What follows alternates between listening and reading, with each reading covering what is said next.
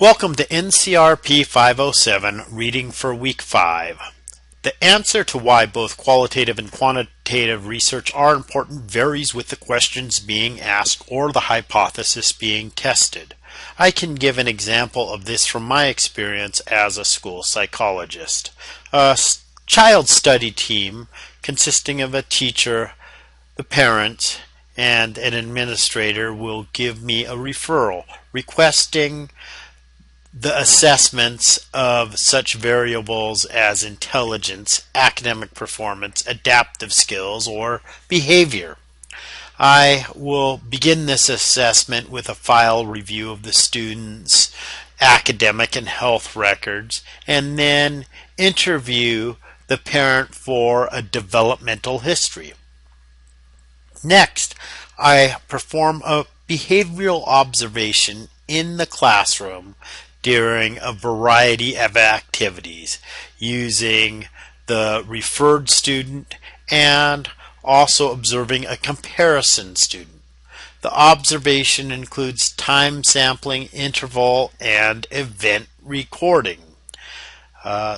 Observations can be both qualitative in nature, and also I can collect quantitative data of frequencies of behaviors, and I can compare them to the statistical norm of other students and how they behave during that time interval. I check for signs of hyperactivity, attention, anxiety, aggression, and other aberrant behaviors. The observation will collect many different kinds of data that will help me go into a more quantitative mode using individual standards-based assessments such as the Stanford-Binet, the WISC, or the Universal Intelligence of Non-Verbal Intelligence to document statistically significant discrepancies between a student's intelligence and their educational performance. I use these discrepancies to determine which disability category the student may be eligible for. If the student is eligible with the state criteria, I interview the teacher to identify program modifications or instructional accommodations the students would benefit from, and then I go back to a team which includes the parents and administrator, the general education teacher, and the special education teacher, and as a team we determine the disability eligibility category, and then it moves on to the individual education plan or the behavior modification plan.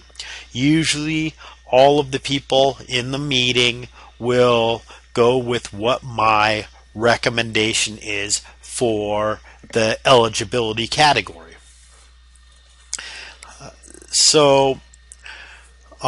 In sum, both qualitative and quantitative data are important in making my decisions as a school psychologist. Glenn, in the Handbook of Research Methods, describes a qualitative to quantitative continuum throughout his chapter, but he never shows a graphic representation of the continuum or provides a clear definition of either qualitative or quantitative research. Glenn describes quantitative research as hypothesis testing research, whereas he says qualitative data may be useful in explaining puzzling quantitative results or be used to generate additional variables into an analysis. Qualitative research is also highly useful in policy and evaluation research, where understanding why and how certain outcomes were achieved is as important as establishing what those outcomes were. Goward, Roberts, and Taylor slant their book away from the importance of either the qualitative or quantitative approaches and instead emphasize how they can enhance each other when appropriately combined. Pickering's Research Methods in Cultural Studies is a collection of chapters written by different authors. In David Deacon's chapter, Why Counting Counts in Cultural Studies, he describes a discipline with research methods slanted towards qualitative methods. According to Deacon, quote, the contemporary field of cultural studies has little interest in or engagement with quantitative analysis, unquote. He goes on to give many examples of why scholars of cultural studies have rejected quantitative methods and the restrictive implications to the discipline. Deacon illustrates a phenomenon he refers to as quasi-quantification that I frequently see in NCRP papers. His example shows where researchers using qualitative methods report their finding in quasi-quantitative terms without any quantitative data to support their findings. Some of the examples of quasi-quantifications are where qualitative researchers write in almost every instance, the majority of, increased numbers, a growing attention, almost all, frequently, or a well-established association between. These are all phrases that would be used in quantitative research, and in many cases the authors using these terms in a qualitative context do not show the statistics behind their statements.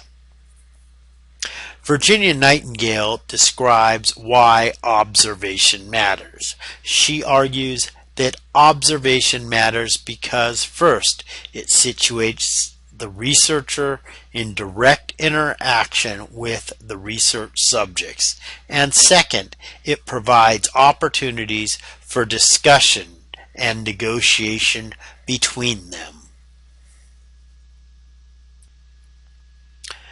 The last chapter in this week's reading is Yin's Qualitative Research from Start to Finish. Yin goes over many different qualitative data collection methods such as interviewing, observing, collecting, and feeling, and he describes the importance of each method. I have selected readings that avoid the traditional criticism of quantitative research by advocates of the qualitative approach and vice versa.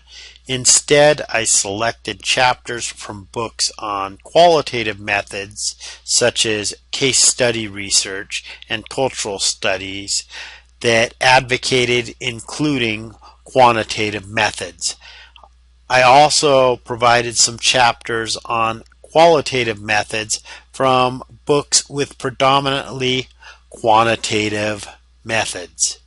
My own view is that both qualitative and quantitative complement themselves in any mixed or multi-method research process. The most appropriate method is dependent on the unit analysis and the variables relevant to the